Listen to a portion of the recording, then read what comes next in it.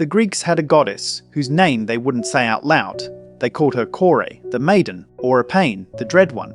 Same logic behind calling bears the brown one. Say the real name, you might summon the thing. That's Persephone, the queen of the underworld. And you've probably heard her story. Girl picks flowers, gets kidnapped by Hades. Her mom Demeter throws a fit, and the seasons were born. It's the most famous victim narrative in all of mythology. Except the Greeks who actually worshipped her weren't treating her like a victim. They were terrified of her.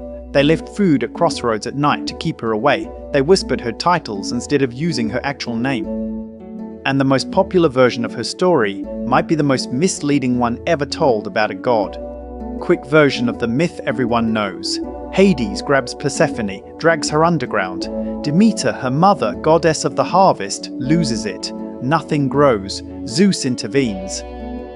Persephone can come back, but there's a catch. She ate pomegranate seeds in the underworld, and eating the food of the dead binds you there. Here's the detail that nobody checks.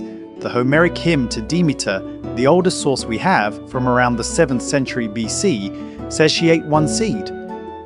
1. The 6 seeds, one for each month of winter, that's Ovid, a Roman poet writing 600 years later. He changed the number, and everyone just ran with it. You can read the original yourself. It's specific. Hades offers her one seed, she eats it. And the entire cosmic arrangement between life and death hangs on that single act. There's a nymph named Minthe, river nymph, gorgeous, and she made the mistake of bragging that she was more beautiful than Persephone. Depending on which source you read, she either bragged about replacing Persephone in Hades' bed, or she'd already been there. Either way, bad move. Persephone's response wasn't subtle. She trampled Minthe to death, stomped her into the ground. And Minthe became the mint plant. Here's what gets me about this one. Mint wasn't just a random herb to the Greeks. It was a key ingredient in kykeon, the sacred drink used in the Eleusinian mysteries, the most secret religious ceremony in the ancient world.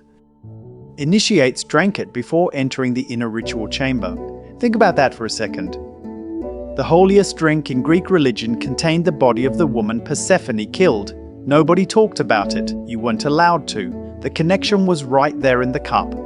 In 1939, archaeologists deciphered clay tablets from Pylos, Linear B script, dating to around 1400 BC. That's 300 years before Homer.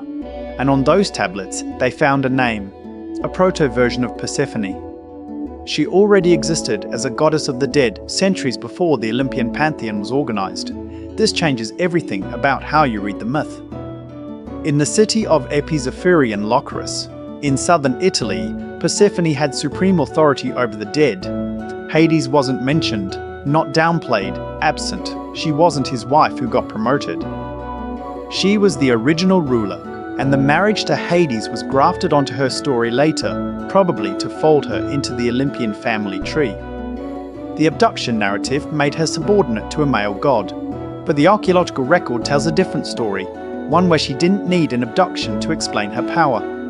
Law Olympus, Hades II, Percy Jackson. Every modern retelling makes Persephone a love interest, the soft one. The flower girl who found her strength in the underworld, a glow-up story with a dark aesthetic, and it's compelling.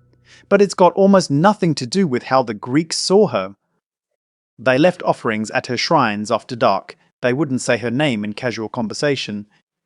The Eleusinian Mysteries, the most important religious event in Athens for nearly 2,000 years, centered on her, and breaking the secrecy oath was punishable by death.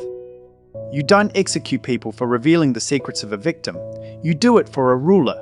The modern version is easier to love. The ancient one was easier to fear.